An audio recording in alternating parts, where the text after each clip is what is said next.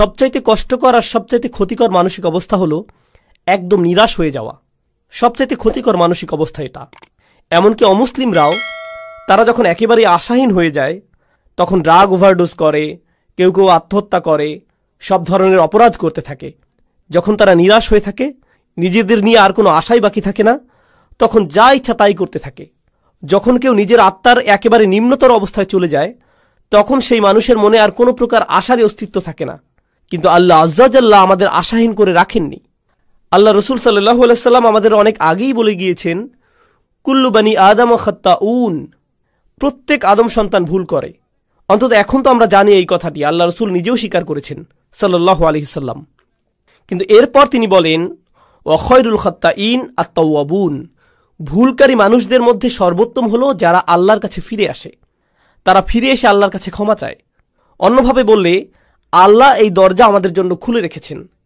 যত পাপই আমরা করি না কেন, আল্লাহ আমাদের পুরো আমলনামা মুছে পরিষ্কার করে দিতে রাজি আছেন, কিছু থাকবে না। যে কোনো সমাজে যদি কোনো অপরাধ করেন সেটা আপনার পার্মানেন্ট রেকর্ডে চলে যাবে, সেটা আর মোছা যাবে না, সেটা আর সরানো যাবে না, সেটা ওখানেই থাকবে, আজীবন থাকবে, যেন কালো এক মেঘ আপনার উপর।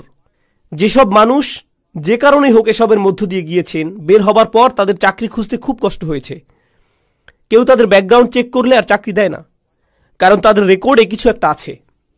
আল্লাহ আজ্জা জাল্লা আপনার আমলনামা একেবারেই মুছে দেবেন যদি আপনি আমি আন্তরিকভাবেই আল্লাহর দিকে ফিরে যেতে প্রস্তুত থাকি। যদি আসলেই আমরা চাই এমনটা, আমরা যদি সত্যি আন্তরিক হই, তবে আল্লাহ সুবহানাহু ওয়া তাআলা শুধু কথার কথা বলছেন না, তিনি আসলেই আন্তরিক এক অন্তর চান যে তার দিকে ফিরে আসবে, এমন অন্তর যা তার নিজের কীর্তির ব্যাপারে সত্যিকার অর্থে লজ্জিত থাকবে। যদি আমরা এমন করতে পারি তবে আল্লাহ একেবারে শুরু থেকেই শুরু করবেন আমাদের জন্য, একেবারেই ফ্রেশ স্টার্ট দেবেন। এই আশার আলোই আল্লাহ আজ্জা জাল্লা আমাদের সূরাতুল ফুরকানে দিয়েছেন। তিনি আসলেই চরম পদক্ষেপ নিয়েছেন এখানে। তিনি শুধু বলছেন না যে আমাদের পাপ ক্ষমা করে দিবেন, তিনি বলছেন ফাউলাইকা ইউবাদদিলুল্লাহু সাইয়্যাতিহিম হাসানাত, সেসব মানুষ যারা আসলেই আল্লাহর কাছে ফিরে তওবা করে, আমি তাদের সকল পাহাড় পরিমাণ পাপ কর্ম নিয়ে ভালো কাজে পরিবর্তন করে দেব। অন্যভাবে বললে, শুধুমাত্র আন্তরিকভাবে যদি আপনি আল্লাহর কাছে ফিরে আসেন, তবে আপনাকে যে শুধু লাখো পাপ কর্মের জন্য উত্তর দিতে হবে না তা নয়, বরং তিনি আপনার লাখো পাপ কাজকে লাখো পুণ্যে রূপান্তরিত করে দিবেন। শুধুমাত্র আপনি তাওবা করেছেন এজন্য, শুধুমাত্র এটার জন্যই, শুধুমাত্র এই একটি জিনিস তিনি আমাদের থেকে চাচ্ছেন। আল্লাহ আজ্জা জাল্লা আমাদের জীবন আর কতই বা সহজ করবেন। দেখুন, যেসব মানুষ সারাক্ষণ গুনাহ করতেই থাকে, শয়তান তাদের কাছে এসে বলে তুমি তো এমনিতেও জাহান্নামে যাবে, তার চেয়ে বরং আনন্দ করেই নাও। শয়তান আসলেই এমন বলে, আর তারাও এভাবেই চলতে থাকে। আরে ধুর, আমি আর কী বা করব, তুমি জানো না ভাই আমি একেবারেই ব্যর্থ, আশাহীন, তার চেয়ে বরং পুরোটা এনজয় করে নেই। শয়তানের প্রত্যেকটি ওয়াসওয়াসা শুনি, ফাটাফাটি করেই যাই দুনিয়া থেকে, জীবন তো একটাই, এরপর মরে যাব, এটাই হলো তাদের চিন্তা। এমন মানসিকতার জন্য আপনাকে অভিনন্দন। আল্লাহ আজ্জা জাল্লা আমাদেরকে কি বলছেন? ইল্লা মান রাহিমা রাব্বুক ওয়ালিযালিকা খালাকাহু মা ইয়াফআলুল্লাহু বিআযাবিকুম। আল্লাহ বলছেন তোমাদেরকে শাস্তি দিয়ে আল্লাহ কি পাবেন? মনে করো আল্লাহ চান তোমাদেরকে শাস্তি দিতে? আল্লাহ আমাদের কোরআনে এই প্রশ্ন করছেন যে আমাদেরকে শাস্তি দিয়ে তার কি লাভ হবে? এজন্য তো তিনি তোমাদের বানাননি, এজন্য তো তিনি তোমাদের সৃষ্টি করেননি। আরেক স্থানে আল্লাহ বলছেন শুধুমাত্র তাদের ক্ষমা করে দেবার জন্যই তিনি তাদের সৃষ্টি করেছেন। অর্থাৎ তাদের তিনি সৃষ্টি করেছেন তাদের প্রতি করুণা করার জন্যই। তিনি আমাদের সৃষ্টি করেছেন যেন আমরা তার করুণা অর্জন করতে পারি। তিনি বলেননি তিনি আমাদের জাহান্নামের জন্য বানিয়েছেন, তিনি আমাদের করুণা অর্জনের জন্যই বানিয়েছেন। তিনি আমাদের করুণা করতে চান, এজন্য এই দরজা খুলে রেখেছেন তিনি। তিনি আমাদের এক পা আগাতে বলছেন, বাকিটুকু তিনিই পূরণ করে দিবেন। বেশি কিছু করতে হবে না আপনাকে, শুধু তার দিকে একটুখানি ফিরে আসুন, একটুখানি তাকে দিন, আর তিনি সেই দরজাগুলো খুলে দিবেন। এখন এই ভূমিকার শেষে আপনাদেরকে সূরা নিসার 2টি আয়াত নিয়ে বলতে চাই, যেগুলোকে আমি সবচাইতে গুরুত্বপূর্ণ আয়াত মনে করি। এই আয়াতগুলোর জন্য আপনাদেরকে প্রস্তুত করতে বলে নেই, এটা হলো আমার আর আপনাদের জন্য একটা হোমওয়ার্ক।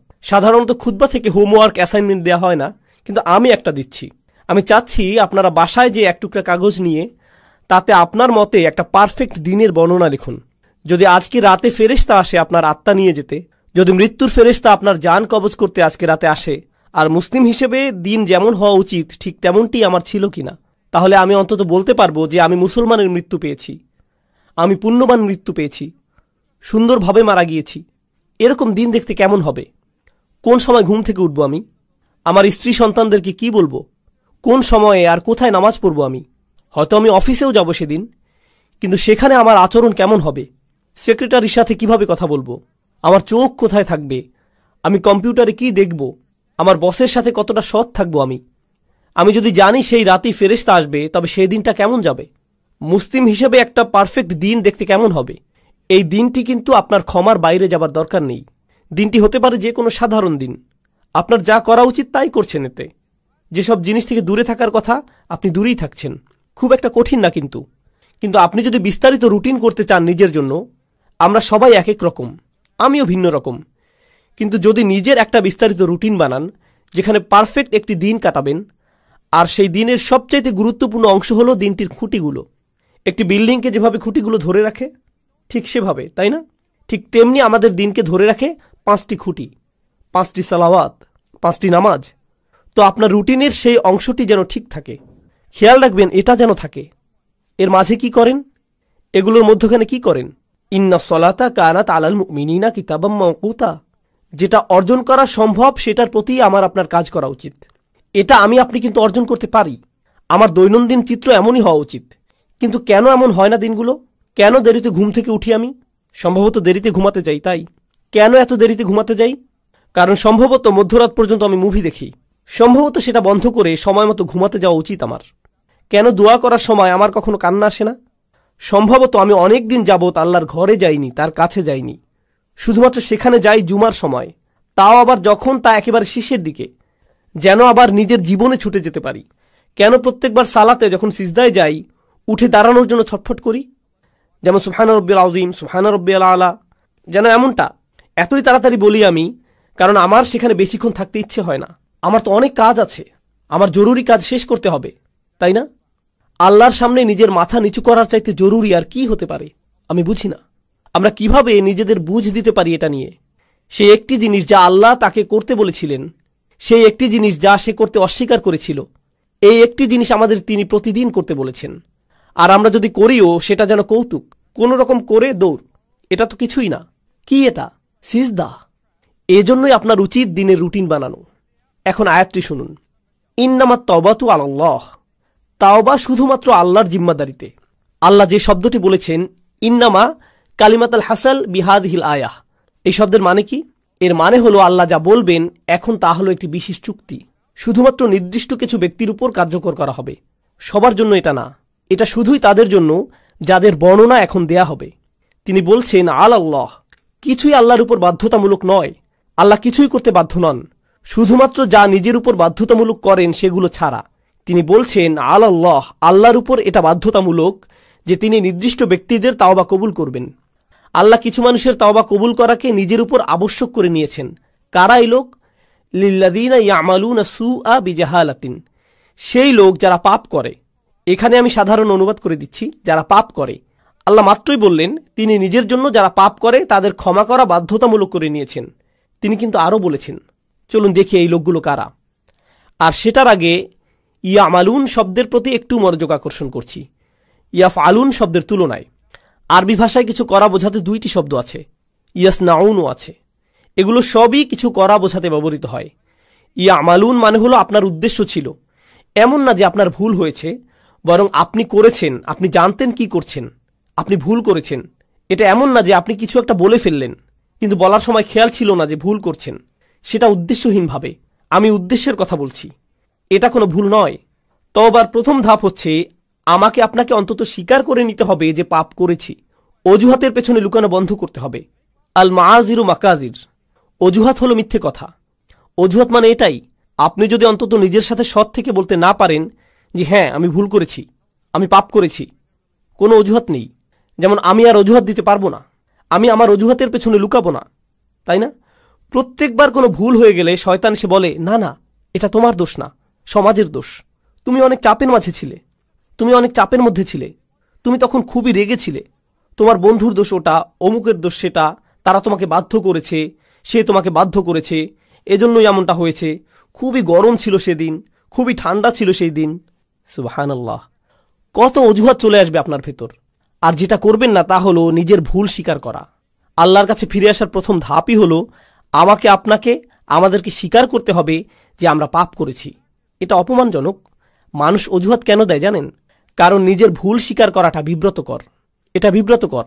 আর যখন আপনি নিজেকে আল্লাহর সামনে বিব্রত করতে পারবেন, সেটাই প্রমাণ করে যে আল্লাহর সামনে আপনার আর কোনোই অহংকার নেই। আল্লাহ আমার আপনার কাছে বিনয় চান। তিনি আমাদের অহংকার দেখতে চান না, তিনি আমাদের গর্ব দেখতে চান না, তিনি এমনকি এতটুকু কিবর দেখতে চান না। মিসকাল হাব্বাতিন মিনাল কিবর, এতটুকুও না। তিনি আমাদের মাঝে এতটুকু অহংকারও দেখতে চান না। তাই নিজের পাপ স্বীকার করলে অহংকার দূর হয়ে যায়। এভাবেই এটা দূর হয়। তাই আমরা আল্লাহ আজ্জা ওয়া জাল্লার কাছে আমাদের ভুল স্বীকার করি পরিষ্কারভাবে। আর যখন তা করি, আল্লাহ বলেন বিজাহালাতিন, তিনি বলেননি ইয়ামালুনা সুআ, তিনি বলেছেন বিজাহালাতিন। তো এখন সু শব্দের প্রতি লক্ষ্য করুন। পাপ বোঝাতে যেই শব্দ ব্যবহার করলেন, আরবিতে জাম্ব আছে, জানাহ আছে, পাপের জন্য আরো কত শব্দই তো আছে। সু আসে সাউআ থেকে। সাউআ মানে হচ্ছে লাশ। কেউই মৃত শরীর বা লাশের দিকে তাকাতে পছন্দ করে না। যেমন ধরুন হাইওয়েতে কোনো প্রাণীর লাশ পড়ে আছে কিংবা মানুষের লাশ, বিষয়টা ডিস্টার্বিং, কুৎসিত একটা জিনিস, দেখতে চাওয়ার মতো জিনিস না এটা। আল্লাহ আজ্জা ওয়া জাল্লা পাপকে সেই কুৎসিতের সাথে তুলনা করেছেন। এটাই করেছেন তিনি। এটা দুর্গন্ধযুক্ত, দেখতেও বিশ্রী, পচা গলা। এটাই হলো সু শব্দের উৎস। সাইয়াত এই শব্দ থেকেই উদ্গত। তো আপনি বিশ্রী কিছু একটা করেছেন, স্বীকার করুন। এরপর আল্লাহ কারণ দিচ্ছেন বিজাহালাতিন, লোকটি এই পাপ করেছে কারণ সে অতিরিক্ত আবেগে আচ্ছন্ন ছিল। জাহালা শব্দটি আরবি ভাষা আর কোরআনেও গুরুত্বপূর্ণ একটি শব্দ। এর অর্থ হচ্ছে আবেগে আচ্ছন্ন হয়ে যাওয়া। আপনি খুব রেগে মেগে এমন কিছু করে বসলেন যেটা করা উচিত না। প্রলুব্ধ হয়ে এমন কিছু করলেন যা করা উচিত ছিল না। প্রচণ্ড লোভে পড়ে এমন কিছু করেছেন যেটা উচিত নয়। প্রচণ্ড উত্তেজিত হয়ে এমন কিছু করেছেন যা উচিত নয়। এরকম সময়ই মানুষ যা উচিত নয় তা করে বসে। যখন তারা উত্তেজিত হয়ে যায়, কোনো আবেগে আচ্ছন্ন হয়ে যায়, সেই আবেগটি ভয়, ক্রোধ, লোভ, হিংসা, লালসা, প্রলোভন যাই হোক না কেন, তারা এই আবেগে তাড়িত হয়ে মন্দ কিছু করে ফেলে। আল্লাহ বলছেন হ্যাঁ, সেই আবেগ সেখানে ছিল আর লোকটি আসলেই পাপ করেছে। সুম্মা ইয়াতুবুনা মিন করিব, আর সাথে সাথেই তারা আল্লাহর কাছে ফিরে বলে, ইয়া আল্লাহ, আমি করে ফেলেছি, আমি জানি আমি করে ফেলেছি, আমি একটা মানুষ, আমি জানি আমি পারফেক্ট দিন শুরু করেছিলাম আর সেই পারফেক্ট দিনটি সুন্দর করার চেষ্টাও করেছিলাম, কিন্তু পথিমধ্যে এই ভুলটি করে ফেলেছি, আবেগে আচ্ছন্ন হয়ে এই পাপটি করে ফেলেছি। এখন আপনার দিকে ফিরে এসে ওয়াদা করছি এমন কাজ আর কখনো করব না। ইয়া আল্লাহ, যা করেছি এজন্য আমি লজ্জিত। এখন আপনি আল্লাহ আজ্জা ওয়া জাল্লার সাথে কথা বলছেন। এই কথোপকথন আরবিতেই হতে হবে এমন কোনো কথা নেই, কিন্তু আপনি নিজের ভাষাতে এই কথা বলতে পারেন। আল্লাহ আজ্জা ওয়া জাল্লা সকল ভাষার শিক্ষক। আমি আপনি আল্লাহর কাছে ফিরে এসে যা যা ভুল আগে করেছি তা স্বীকার করব।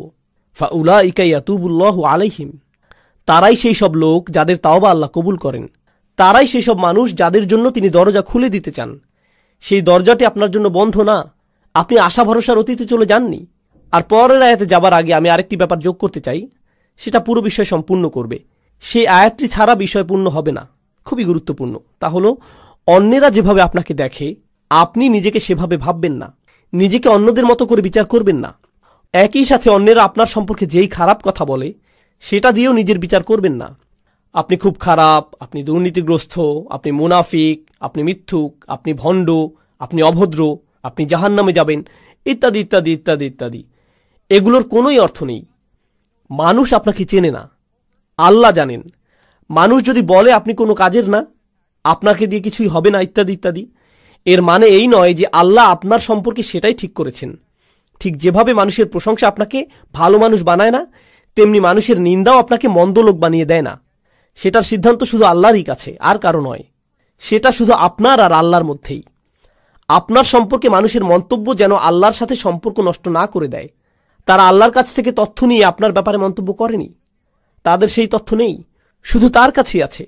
তিনি বলছেন শুধু এই লোকগুলোর তওবাই আমি কবুল করব। আল্লাহ আমাদের সবাইকে তাদের অন্তর্ভুক্ত করুন। এর পরের আয়াতে বলছেন এই লোকগুলো থেকে আমি তওবা কবুল করব না। পরিষ্কার করে বলছি, আমি চাই তোমরা তওবাকারীদের মধ্যে অন্তর্ভুক্ত হও। এই লোকগুলোকে আমি গ্রহণ করব, কিন্তু এদেরকে আমি গ্রহণ করব না। লাইসাতুত তাওবাতু লিল্লাযীনা ইয়ামালুনাস সাইয়্যাত, যারা পাপ করতে থাকে একের পর এক একের পর এক। আগের আয়াতে শব্দটি ছিল সু, মুফরাদ, একবচন। এখন আমরা পাচ্ছি সাইয়্যাত, বহুবচন। এর মানে হচ্ছে সে বারবার গুনাহ করে আর বলে, আরে আস্তাগফিরুল্লাহ, করা উচিত ছিল না, কিন্তু কালকে আবার করব, এরপর আবার আস্তাগফিরুল্লাহ বলবো, সমস্যা নেই। তারা নিজেদের পাপের প্রতি আসক্ত না, বারবার বারবার তারা করতেই থাকে না, নিজেদের বলে না তাওবার দরজা তো খোলাই আছে, আমি আরেকটু মজা করে নিতে পারি। এটা আসলে হলো খ্রিস্টান মানসিকতা। আমি রবিবার যে ক্ষমা চেয়ে নেব, পুরো সপ্তাহ পার্টি করে নেই, তাই না? এরপর রবিবার আবার যে খাতা পরিষ্কার করে আসব। এভাবে আমাদের দিন চলে না। আল্লাহ নিশ্চিত করেছেন যেন আমরা তার দিন নিয়ে এভাবে খেলা না করি। তাই তিনি বলছেন, যেসব মানুষ বারবার গুনাহ করে, বারবার ফিরে যায়, এই চিন্তা করে যে ক্ষমা চাইবে আর সব ঠিক হয়ে যাবে, এমনটা গ্রহণযোগ্য নয়। এভাবে আল্লাহ আজ্জা জাল্লার সাথে খেলা করা যাবে না। ওয়ালাইসাতিত তাওবাতু লিল্লাযীনা ইয়ামালুনা সাইয়্যাত হাত্তা ইযা হাদারা আহাদুহুমুল মাউত। অবশেষে তাদের কারো মৃত্যু চলে আসে। ক্বালা ইন্নী তুবতুল আন, আমি আসলেই তওবা করছি, এই শেষ, আর কখনো করব না। একবার আমি প্লেনে যাচ্ছিলাম, আর সাধারণত যখন প্লেনে চড়ি আমি ঘুমিয়ে যাই। তো আমি যাচ্ছি আর আমার আশেপাশে দেখছি মানুষজন তাদের আইপডে অথবা আইপ্যাডে বা তাদের ল্যাপটপে বসে মুভি দেখছে, অথবা তাস খেলছে, গান শুনছে, প্লেনে বসে মাথা দুলাচ্ছে, তাই না?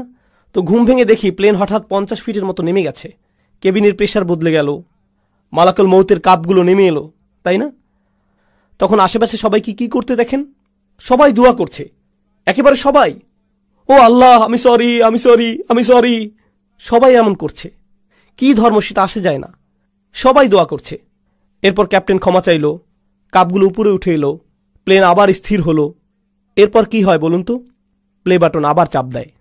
আর অসাধারণ সিন দেখছিলাম তো আমি। আবার তারা স্বাভাবিক হয়ে যায়। এটাই হলো আল্লাহ আজ্জা জাল্লার সাথে ক্রিয়া কৌতুক। মৃত্যু যখন চলে আসে তখন তারা ক্ষমা প্রার্থনা করতে থাকে, ইন্নী তুবতুল আন ওয়ালাল্লাযীনা ইয়ামুতুনা ওয়া হুম কুফফার। কিংবা তারাও না যারা অবিশ্বাসী অবস্থায় মারা যায়, মানে যারা তাওবা নিয়ে খেলা করে আর যারা কুফফার অবিশ্বাসী অবস্থায় মারা যায়, আল্লাহর কাছে দুটোই সমান। তিনি তাদের একই আয়াতে ফেলেছেন, একইভাবে বিচার করছেন তাদের। আমি তাদের তওবা কবুল করব না যারা অবিশ্বাসী অবস্থায় মারা যায়, আর আমি তাদেরও ক্ষমা করব না যারা বারবার পাপ করতেই থাকে, মনে করে যে খেলা করছে। তারা বারবার করতেই থাকে, শুধুমাত্র তারা মনে করে যে তারা পার পেয়ে যাবে, কিন্তু এমনটা হবে না।